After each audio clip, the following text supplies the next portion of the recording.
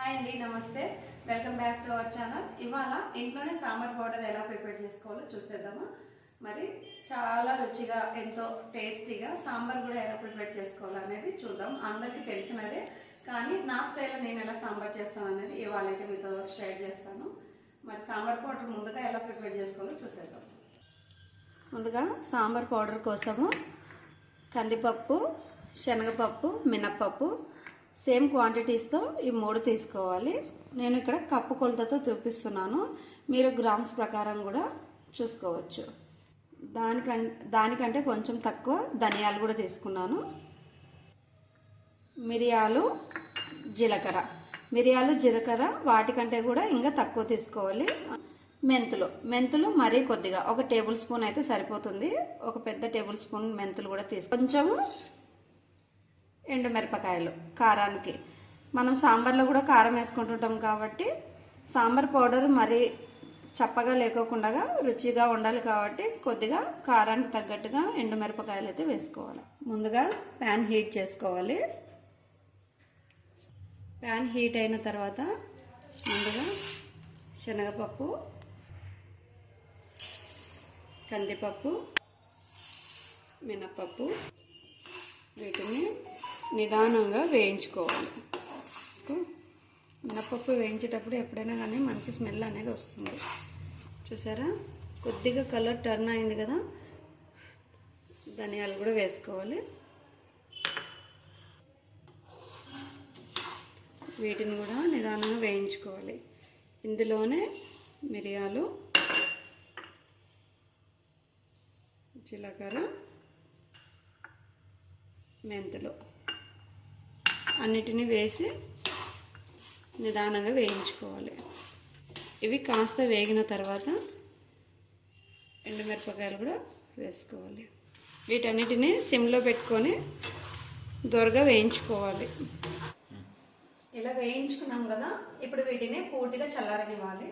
పూర్తిగా చల్లార్చిన తర్వాత మెత్తగా గ్రైండ్ చేసుకోవాలి. ఇలా కంప్లీట్గా చల్లగైపోయిన తర్వాత మనము గ్రైండ్ చేసుకోవాలి.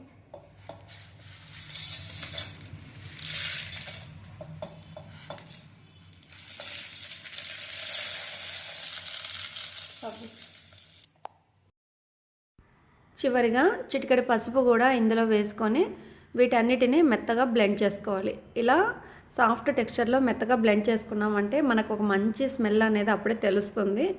ఎంతైనా కానీ ప్యాకెట్ ఫుడ్స్లో స్టోరేజ్ కోసం ఆర్టిఫిషియల్ కెమికల్స్ అనేటివి చాలా యూస్ చేస్తుంటారు. ఇప్పటి కాలంలో మన ఆరోగ్యానికి అలాంటివి అసలు మంచిది కాదండి. కాబట్టి ఏ పౌడర్ అయినా, అంటే సాంబార్ పౌడర్ అయినా, మసాలాలైనా ఏవైనా కానీ మనం ఇంట్లో ఇలా ఇన్స్టెంట్గా ప్రిపేర్ చేసుకున్నామంటే మనం చేసే వంటలు కూడా చాలా టేస్టీగా ఉంటాయి. మీరు కూడా ట్రై చేయండి.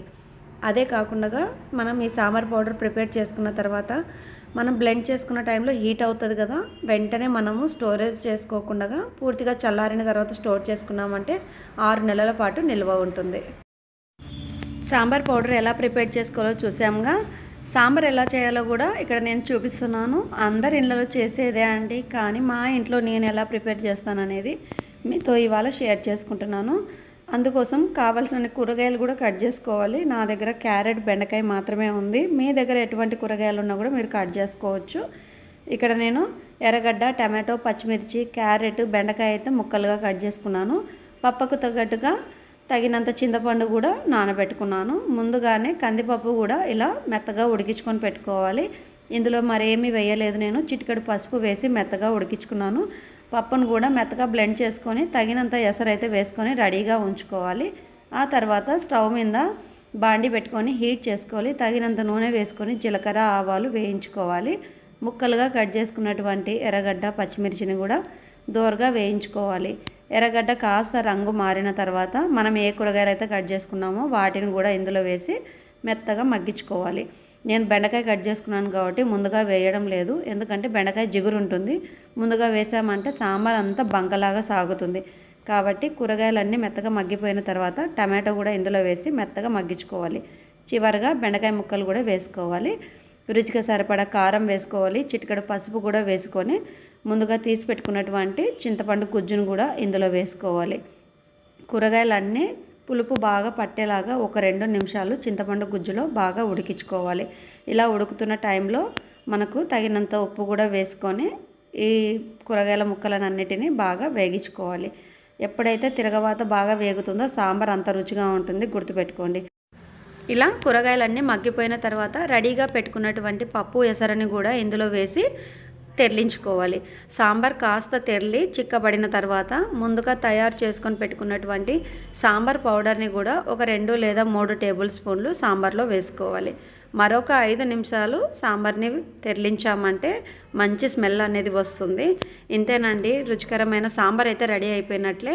మరి ఇందులో చింతపండు, కారము, ఉప్పు వీటన్నిటిని వాడాం కదా, ఇవన్నీ సెటిల్డ్గా ఉండాలంటే చివరిగా ఒక చిన్న బెల్లం ముక్క అయితే వేసుకోవాలి. సాంబార్ మరింత రుచి అనేది పెరుగుతుంది. ఎంతమంది ఇలా బెల్లం వాడతారనేది నాకు కామెంట్స్లో చెప్పండి. మరి ఈ వీడియోలో ఒక చిన్న టిప్ మీకు యూస్ఫుల్ అయినా లైక్ చేయండి, కొత్తగా చూసేవాళ్ళు సబ్స్క్రైబ్ చేయండి.